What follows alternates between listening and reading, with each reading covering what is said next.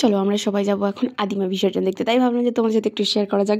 তোমাদের সাথে শেয়ার না করে তো আর পারি না কো, কী করবো বলো।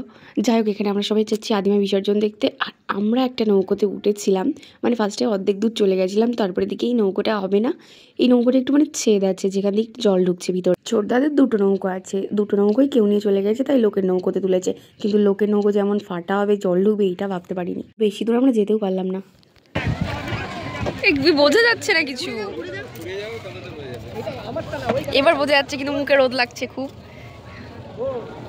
এখন আমরা যাচ্ছি তোমার হচ্ছে আদিমা বিসর্জন দেখতে। আদিমা তো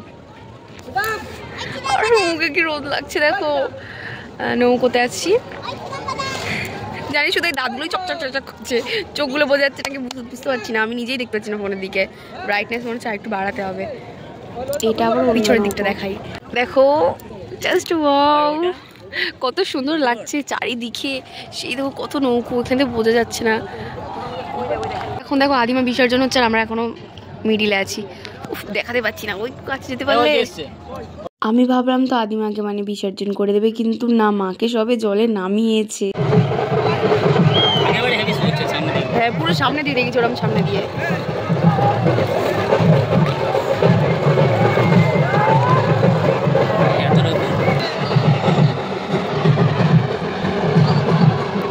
অনেকটা দূর হয়ে গিয়েছে।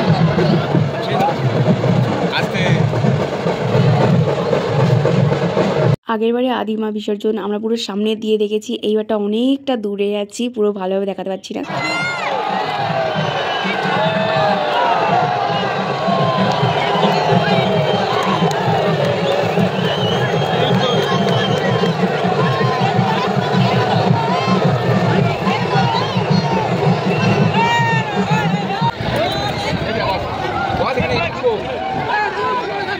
আমি আওয়াজগুলো ইচ্ছা করেই কাটিনি, শুধু আওয়াজটা কেমন লাগলো বলো, মানে গানা কাঠা দিয়ে উঠছে। আর এই সামনে যে লম্বা মতো নৌকোটা দেখছো তো, এত স্পিডে চালাচ্ছিল এরা, কি বলবো।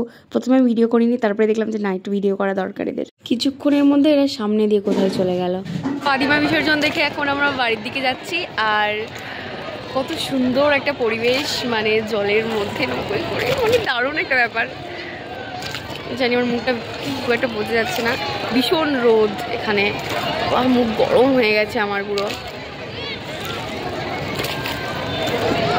কত সুন্দর লাগলো না। সবাই এখন যে যার বাড়ির দিকে ফিরছে। সে ওই নৌকাটা কোন দিকে গেল যেটা দেখাচ্ছিলাম তো ওদের এতক্ষণ, ওখানে ঘুরে অন্যদিকে চলে গেছে। সবাই এখন চলে যাচ্ছে আর ইনি এখন বসে আছে এখানে ঢং। আজকে এনার মনে হচ্ছে মুডটা অফ, বাড়ির দিকে ফিরছি বলে। তো আমরা এবারে সবাই বাড়ির দিকে যাচ্ছি, আর এরা সবাই বসে আছে চশমা ক্যাপ ফ্যাপ পরে। তো সন্ধ্যাবেলা আমরা আবার বেরিয়েছিলাম ঠাকুর বিসর্জন দেখবো বলে, তারপরে এই ঠাকুরটা দেখলাম। আমি এই ঠাকুরটা দেখিনি, হিরেদের সাজানো ছিল এই ঠাকুরটাকে। হালকা হালকা না গলাটা ব্যথা হয়েছে, তার জন্য খুব একটা জোরে জোরে ভয়েসটা দিতে পারছি না। তাই দেখো এখানে এখনো বিসর্জন হয়েছে। তারপরে স্ট্যান্ডের দিকে গেছিলাম, স্ট্যান্ডে শুধু ভিড়টা দেখো, এখনো তো খুব একটা ভিড় দেখুনি, ওইদিকে আরও ভিড়। আর ঠাকুর এখনো সারি সারি। আমরা কতজন জিজ্ঞাসা করলাম, সবাই বলছে যে এখনো রানীমা নাকি আছে, তার জন্য আমরা আরও ওইদিকে যাচ্ছিলাম। তো এখানের মধ্যে কিছু কিছু ঠাকুর আমার দেখা নেই, আমি যখন দেখছি আমি এই ঠাকুরটা আমি দেখিনি কো, মানে অনেক ঠাকুর আমার দেখা নেই এর মধ্যে।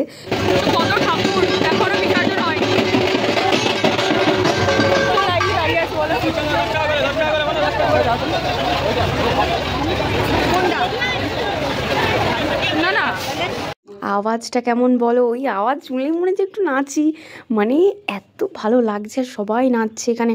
আর এই মাটাকে দেখো কি সুন্দর লাগছে।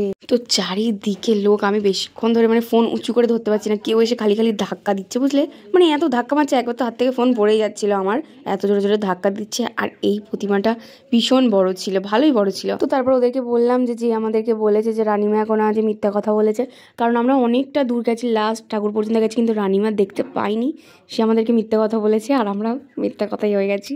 তো ওদেরকে বললাম থাক আর যাবো না, ভালো লাগছে না, বাড়ির দিকে চলো, নাই বাড়ির ওই ঠাকুরটা বিসর্জন হয়ে যাবে। এদিকে আমরা বাড়ি ফিরছি, আর আজকের মতো আসি।